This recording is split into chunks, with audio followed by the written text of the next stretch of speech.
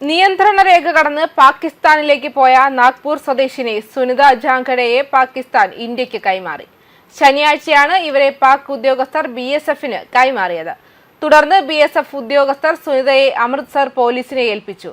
ഇവരെ കസ്റ്റഡിയിലെടുക്കാൻ നാഗ്പൂരിൽ നിന്നും പോലീസ് സംഘം പുറപ്പെട്ടിട്ടുണ്ട്. സുനിതയെ തിരികെ കൊണ്ടുവരാനായി 2 വനിതാ പോലീസ് ഉദ്യോഗസ്ഥർ ഉൾപ്പെടെ 3 പേർ പുറപ്പെട്ടതായി ഡെപ്യൂട്ടി കമ്മീഷണർ നികേതൻ കദം വ്യക്തമാക്കി. നാഗ്പൂർ പോലീസ് കസ്റ്റഡിയിലെടുത്ത ശേഷം സുനിതയെ വിശദമായി ചോദ്യം ചെയ്യുമെന്നും ചാരവൃത്തിയിലോ മറ്റെന്തെങ്കിലും നിയമവിരുദ്ധ പ്രവർത്തനങ്ങളിലോ ഏർപ്പെട്ടിട്ടുണ്ടോ എന്ന് വിശദമായി അന്വേഷിക്കുകയും ചെയ്യുമെന്നും അദ്ദേഹം വ്യക്തമാക്കി. അമൃത്സർ പോലീസ് 0 FIR രജിസ്റ്റർ ചെയ്തിട്ടുണ്ട്. യുവതിയെ സ്വദേശത്ത് തിരിച്ചെത്തിയാലുടൻ കേസ് അവിടുത്തെ സ്റ്റേഷനിലേക്ക് മാറ്റുമെന്നും നികേതൻ കദം കൂട്ടിച്ചേർത്തു. മെയ് 14-നാണ് അതിർത്തി കടന്നതെങ്കിലും മെയ് 4-ന് സുനിത വീട് വിട്ടിറങ്ങിയെന്നാണ് വിവരങ്ങൾ. 13 വയസ്സുള്ള മകനൊപ്പം കാർഗിലിൽ എത്തിയ സുനിത ഇന്ത്യൻ സൈന്യത്തിന്റെ കണ്ണു വെട്ടിച്ച് നിയന്ത്രണ രേഖ കടക്കുകയായിരുന്നു. മടങ്ങി വരാമെന്നും ഇവിടെ തന്നെ കാത്തു നിൽക്കണമെന്നും മകനോട് പറഞ്ഞ ശേഷമാണ് സുനിത പോയത്. നിയന്ത്രണ രേഖയ്ക്കടുത്ത് കുട്ടിയെ ഒറ്റയ്ക്ക് കണ്ടതോടെ ഗ്രാമവാസികൾ ലഡാക്ക് പോലീസിനെ വിവരമറിയിക്കുകയായിരുന്നു. കുട്ടി പറഞ്ഞ വിവരങ്ങളുടെ അടിസ്ഥാനത്തിലാണ് പോലീസ് അന്വേഷണം ആരംഭിച്ചത്. കുട്ടി നിലവിൽ ചൈൽഡ് വെൽഫെയർ കമ്മിറ്റിയുടെ സംരക്ഷണയിലാണുള്ളത്. വൈകാതെ കുട്ടിയെയും നാഗ്പൂരിലേക്ക് തിരികെ കൊണ്ടുവരുമെന്ന് അന്വേഷണ ഉദ്യോഗസ്ഥർ വ്യക്തമാക്കി.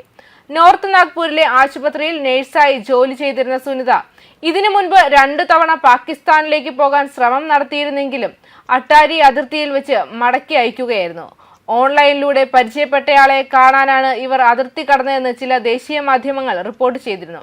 എന്നാൽ ഇക്കാര്യം ഇന്ത്യ ഔദ്യോഗികമായി സ്ഥിരീകരിച്ചിട്ടില്ല.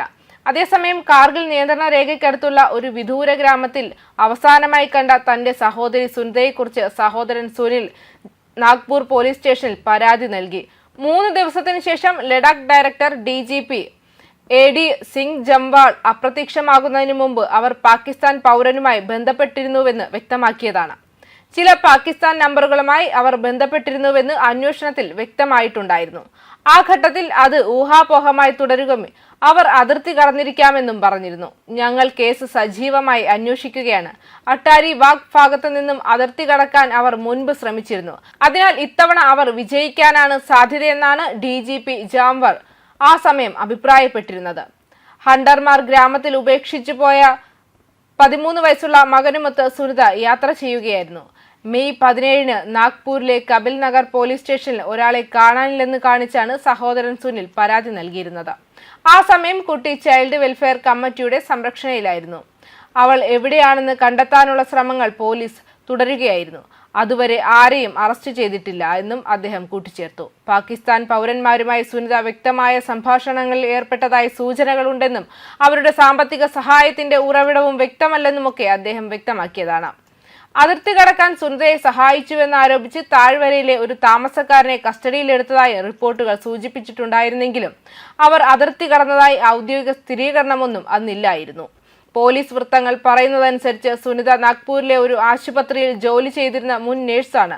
വീട് തോറുമുള്ള വസ്ത്രവിൽപ്പനക്കാരിയായ സുനിത അപ്രത്യക്ഷമാകുന്നതിന് മുൻപുള്ള ആഴ്ചകളിൽ വൈകാരിക ക്ലേശത്തിന്റെയും ആശയക്കുഴപ്പത്തിന്റെയും ലക്ഷണങ്ങൾ കാണിച്ചിരുന്നു. അവർ എങ്ങനെയാണ് ലഡാക്കിലേക്ക് യാത്ര നടത്തിയതെന്ന വിവരം ഇപ്പോഴും വ്യക്തമല്ല. ന്യൂസ് ഡെസ്ക് കർമ്മ ന്യൂസ്.